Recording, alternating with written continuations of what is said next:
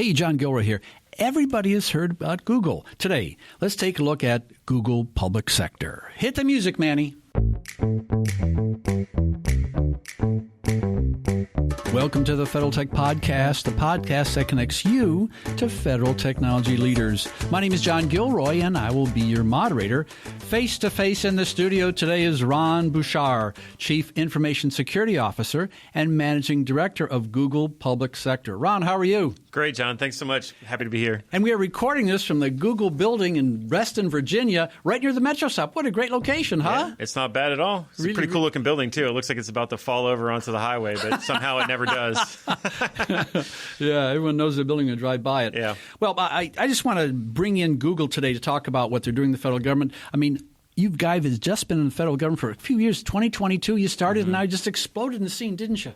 We did. I mean, in truth, of point of fact, Google has been supporting public sector and public sector missions for a very long time, but the investment decision was made in 2022 to really double down on the work we were doing with the federal government, in particular in the national security and defense spaces where we had to increase our compliance and our capabilities in order to deliver to those mission areas. So that's when we decided to make the investment, start up a separate public sector legal entity with its own CEO and its own board of directors in order to really invest in that market heavily. Last year, I was at the Google Public Sector Summit down at the Ron Reagan building. It was jammed. We were recording from the high part over there.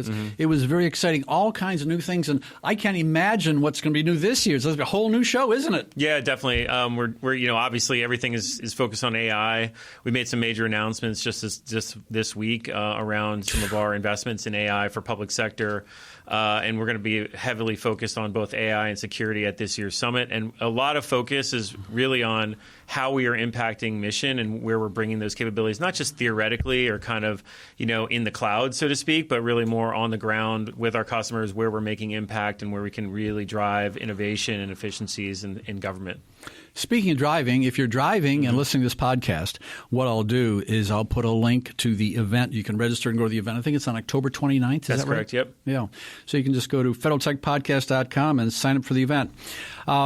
There's so much to talk about. I don't even want to start. I'm just getting the mountaintops here. Last week I was in Seattle. I saw this big mountain there, and so I figured maybe do some mountaintops here.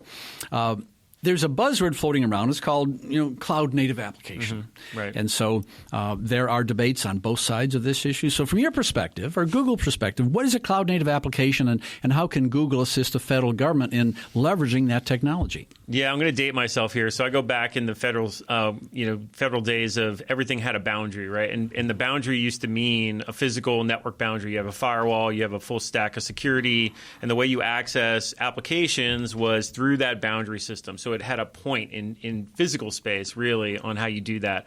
And that was the model for many, many years on how the government secured major workloads in both on-prem data centers and even cloud, right? They would put this infrastructure in front of cloud access. But of course, modern applications, internet-facing applications, are designed to be globally scaled and accessed from anywhere at any time by anybody on any device. And so we've had to come up with a much more robust model of access, but still maintain like that security posture that you got with that really strict kind of vault door model, right? So instead of having that single vault door you get into, it's a little bit more like, you're out in the front of the bank, but you still have a lot of security controls to make sure you don't get robbed.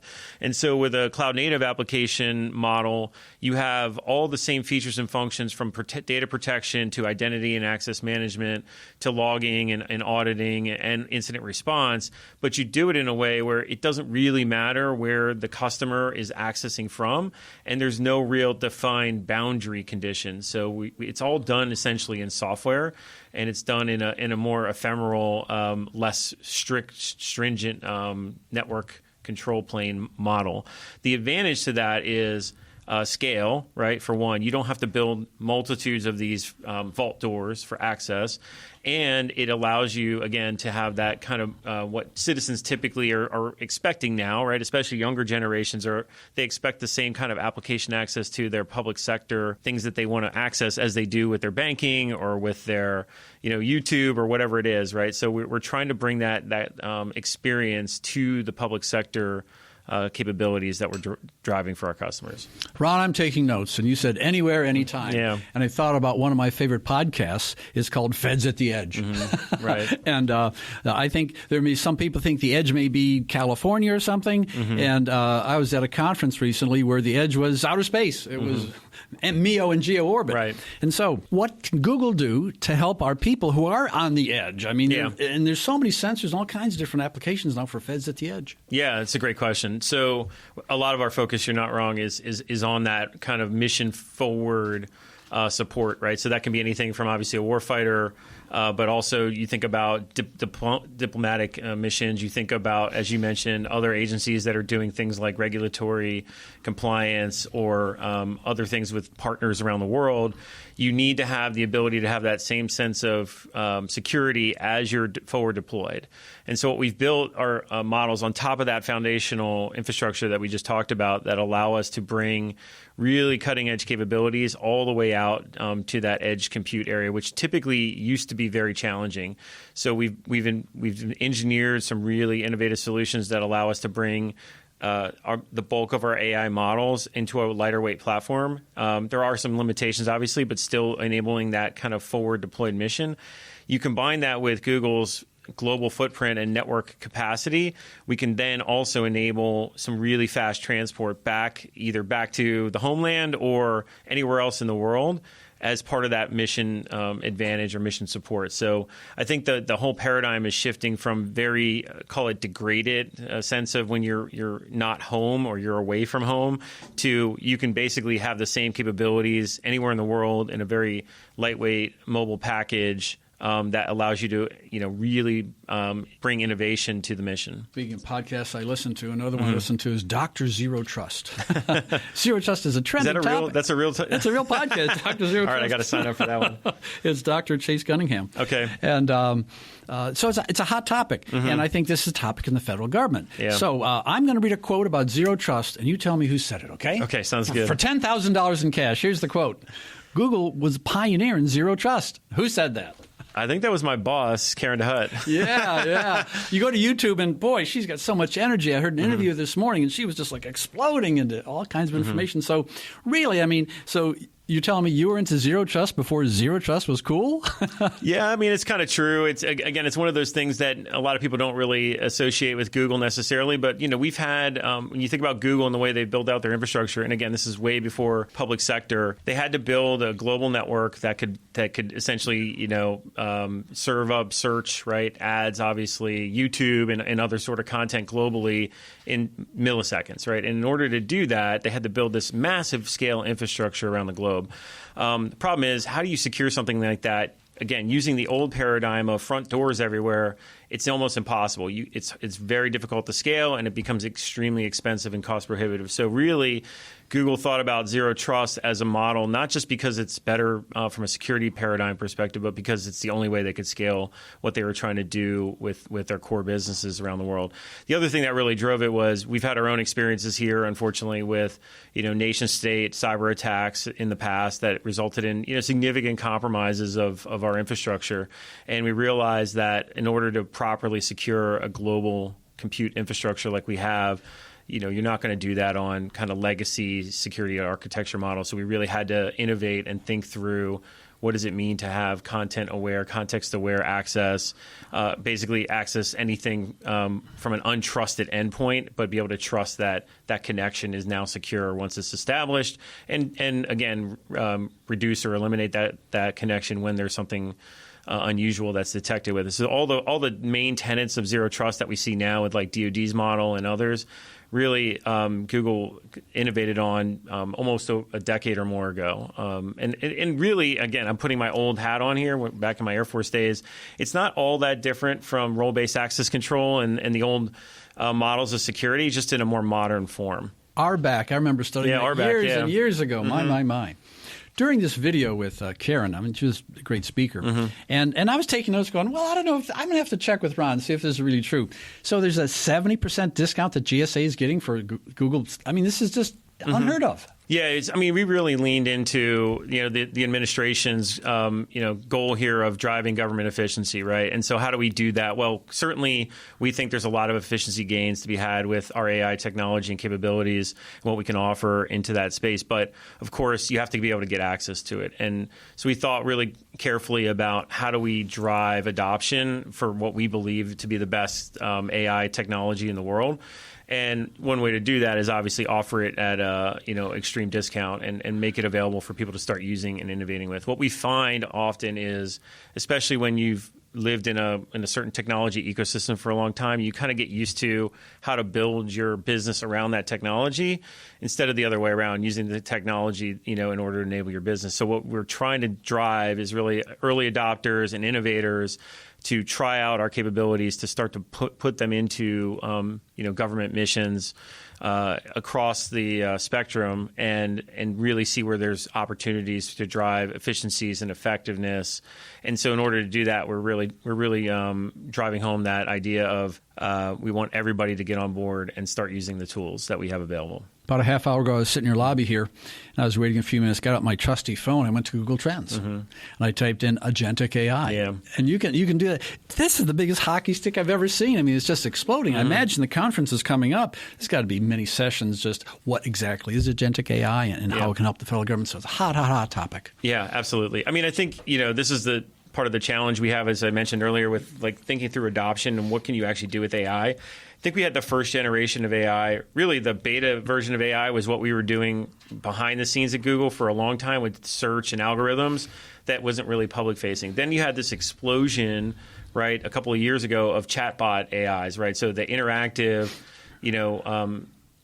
large language model chatbots that people interacted with. So that's kind of version 1 or .1, I would say, of the AI kind of revolution. And people see the potential there, but it has limitations, right? It's just a prompt response, interactive model where we see, and if you look at the exponential growth curve of what AI is capable of, the obvious next evolution is, okay, how do I take that same capability but put it into more autonomous packages or capabilities, which we call agents, to actually go out and do tasks on your behalf. So this is kind of the next step in, okay, I asked the AI a really tough question. It answered for me. That's great. I asked it to help me write something. That's amazing.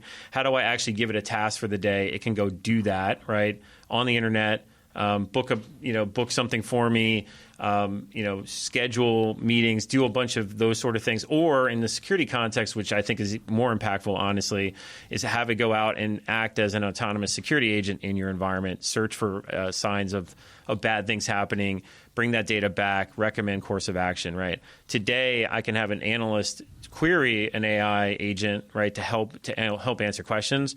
The next step of that is to really enable that or empower agentic AI to go and do some of those tasks for you without you even having to ask for it, and just be presented back with the information that you need to make decisions. So that's, and again, we're at the very, very front end of that exploration of what we can do with these capabilities. And it requires a lot of integration into both legacy technology as well as newer large language models. So we're really trying to push the envelope of what is possible with agentic AI. But we do think it will become very quickly the front door, essentially, to everything you do. Just like the search engine or the search bar became the front door of the internet, whatever it was 15 years ago, right? You went away from portals into a search engine front end. We think that AI with agents behind it will be the front door to everything you go and do in kind of that next generation of internet accessible applications. Well, I wrote down the word security, and I want to dive in that a little bit here. I think everyone listening to this podcast knows about CMMC, and the whole idea is that the people who supply the DoD are getting targeted. And what they're trying to do is just lock down the people, the 300,000 people in the DIB. Yeah. Let's talk about you guys, okay? So what is Google Cloud doing to protect yourselves from cyber? Are you hardening the cloud, or what are you guys doing? Yeah, we eat our own dog food for sure. I mean, we spend a lot of time on that. That's a large part of my day job here, is to make sure we're safe and protected from adversaries around the world, both criminal and state-sponsored. You said, are being attacked, but I would say have been under attack for a long time. And we take that job very seriously. Of course, my previous role at Mandiant, that's all I did every day was respond to breaches that were happening both in government, private sector. The acceleration of that trend has not abated in the past several years. The effort by the DoD and federal government, frankly, to harden their service providers, their vendors, has been an ongoing evolution of how best to do that, either through regulatory or through partnership. And I think we've arrived at kind of this hybrid model of there's public-private partnerships for information sharing, for threat sharing that are working really well. But there's also this piece that we have to do we have to hold these vendors to a standard that is at least minimally acceptable from a risk perspective. And that's what CMMC is all about. It's baseline security controls, kind of standards of care, if you will, of your environments to protect against known threats that we know are highly motivated to access these environments, steal data and information, and gain advantage over us. So, yes, on our side in Google, again, we start with eating our own dog food. We take all the goodness that Google and Alphabet has built into their entire global infrastructure.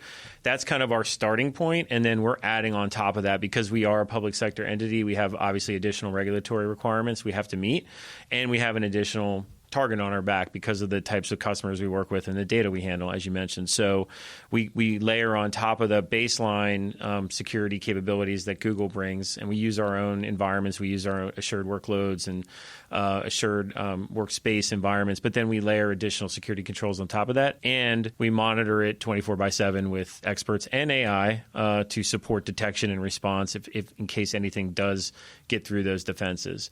And we're on a constant mission to upgrade, update, patch vulnerabilities, all the things you have to do in that continuous monitoring kind of mindset, right? Always assuming that there's somebody who's gotten through your defenses and going and looking for it. So that proactive stance and how we ensure our environmental controls are still working is also really, really important. Some people drive manual transmission cars, and some people drive automatic transmission cars. And I'm thinking about this agentic AI and defense and everything else. It's kind of like the automatic transmission, isn't it? It's like you don't have to worry about shifting gears. It can automate some of these security protocols that... It's not a bad analogy, but instead of like today where 97% of cars are automatics, I actually drive a manual, or used to, and I miss it. I miss the connection, but you're right. We're at the beginning. I don't know when automatic transmissions first came on the scene in the 70s, 60s, but it's the opposite, right? I think you're right. There's still many, many parts of the economy, including public sector, that are much more in that manual mode. There's been incremental improvements in the capabilities of manual tools, but both the scope and scale of infrastructure as well as data that every company, every public sector agency has to manage today, it's a race you cannot win with people alone. You have to automate. You have to build capabilities that allow you to scale that with that data. I tell you, if you just pick up a newspaper, see the headlines over the last 6-7 months, the word efficiency pops up all the time. I haven't gone to Google Trends and looked it up, but I'm sure everyone knows efficiency. How are you becoming more efficient? How are you more efficient? So maybe people are listening, and Google is just this huge thing to boil down. But maybe you can give us a couple examples of how Google has helped have the federal government become more efficient. Maybe a use case or a story. Yeah, there's a ton of those. Honestly, we've had some amazing mission wins and outcomes over the past several years with the capabilities we're bringing into the public sector market. I mean, it started really with the pandemic, with COVID. We had so many state and local agencies who were drowning in the overwhelming volume of support cases they needed, whether it was healthcare or social services, and they were still on very manual, even paper-based systems. So a lot of our foundational work was done in those days between 2020 and 2023 timeframe of taking legacy applications, modernizing them, making them cloud native, putting them online, and then adding AI onto it. And you think about an efficiency, I'll give you an example. You think about state agency that has to support citizens with multiple languages. They have to handle help desk questions, or how do I fill out this form question? Well, you try to do that with human help desks, and it quickly gets overwhelmed, especially in an emergency like that. So in steps an AI agent, right, that can translate in real time multiple languages and automatically walk somebody through a decision tree or help them with easy questions. And then if it escalates, then they bring an agent online. They give them the summary, an AI summary of the entire conversation that's happened to date, right? Then they hand that over to a real agent who can help that person through the last few steps of that. So translation and document, what we call doc AI, the ability to automatically do OCR on documents and translate that into meaningful summarization saves a tremendous amount of time and effort. Again, especially in these citizen-facing services, you can take that same model and apply it to really any complicated data set. You can imagine things we've done in Department of Energy and in NASA and in Air Force laboratory spaces that have to do with large complex data sets, and really making sense of those, and generating insights and outcomes and next steps, right? And really concentrating the use of really intelligent but limited resources of people, and having them focus on the most important things that they need to work on. And we're taking that same mindset with a lot of other innovations we're driving into the security space when it comes to security operations. As I mentioned, with automation there, we're doing the same thing, with a multitude of capability areas. I'm super excited. And again, I feel like we're just at the beginning stage of this, really. If you look at how fast we've evolved already with some of these capabilities, I just think we're going to see amazing transformations in the next several years in this space. I'm going to give you a generic question, then a kind of specific question that maybe a few of our listeners are interested in. Mm-hmm. The generic question is what is Gemini? And the specific question is, so what about air gap Gemini? Mm-hmm. What's the value there? So big and little. I mean, Gemini, simply put, is Google's large language model, right? It's and we have several versions of it. We have a Flash, a lighter weight model for some use cases. We have the heavier models that you can use for what we call deep research or deep insights that take a lot more context to come up with information. We've also built tailored versions of Gemini for things like in different domains. So we have security Gemini. We have other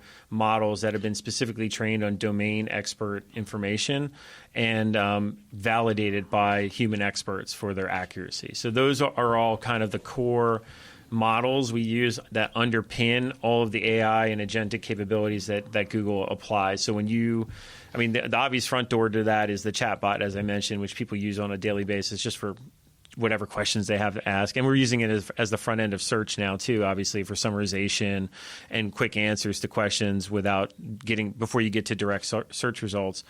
But the deeper capabilities we're driving with that, again, are going to be much more tailored. So we've built, on top of our core AI innovations and models, we've built this whole system to enable customization and customers to have trust in the way that they use our AI. So one of the things that we've really taken our time with and been very careful about is the safety and security of the use of AI.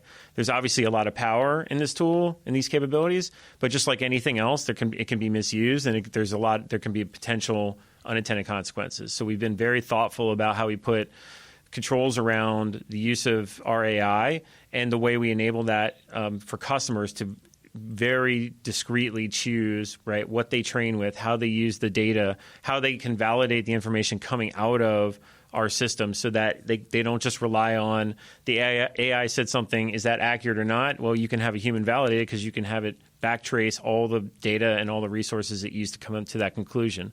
So all those elements, they have to be plumbed in from the beginning in order to be effective. We've been very thoughtful about that across the board with Google, but in particular with public sector. As you can imagine, when you're dealing with agencies that have legal responsibilities, that have regulatory responsibilities, we've that handle PII, PHI, other regulated data, you have to be extremely careful with the way you build these systems in a way that is attestable, that is traceable, auditable, and you can build confidence in the way that they're being used and that the models work properly. So we've been very, very careful about that. All that is built on top of what we call our Vertex AI system.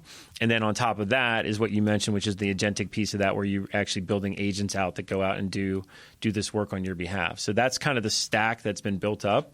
And of course, that's going to expand and continue to grow as we continue to build innovations into that platform over time. Ron, I'm trying to come up with a title for this podcast interview. I'm thinking mountaintop, because, zero trust and, all kinds of different topics we'd hit. Yeah. Now we're going to talk about a canyon. Okay. Yeah. And the canyon's not going to be pleasant. And the word is legacy, and you used it a couple minutes ago. Yeah. So legacy application, I think that I'm optimistic about many of the changes in the federal government, but I see some legacy applications that it's almost impossible to yank out. I mean, there's no documentation. They're integrated systems. There's dependencies that you really can't figure out. And so are you optimistic that some of these legacy systems that the government's using, can they make the transition and leverage the flexibility and scale of something like Google? Can I say maybe? I can't say that. I say that jokingly. I would say, and I've done this for almost 30 years now. I 100% understand. I've worked on everything from mainframes, COBOL applications, all the way up the stack, Linux, Unix, et cetera, right? And you're not wrong. A lot of these systems still persist, and they work, but they're limited, right? And they're fragile. They're brittle. What we've found is every time, and I've been involved with some major failures in government system transformations. You can look up the history of the FBI case management system as an example. That was not fun to be a part of, I can tell you, in the early 2000s. What I've learned and what I've seen and why I'm hopeful, I would normally, if I was sitting in front of you a few years ago and we weren't part of this AI capability now, I might say, I don't know, I'm really skeptical, or it's going to be really challenging and really expensive. What we found is the bridge to that, it can actually be AI. And here's how. So, and we're doing this with a number of DoD customers now. So they have a bunch of legacy systems. They're super sensitive, obviously. They work, but they work extremely well in their domain, right?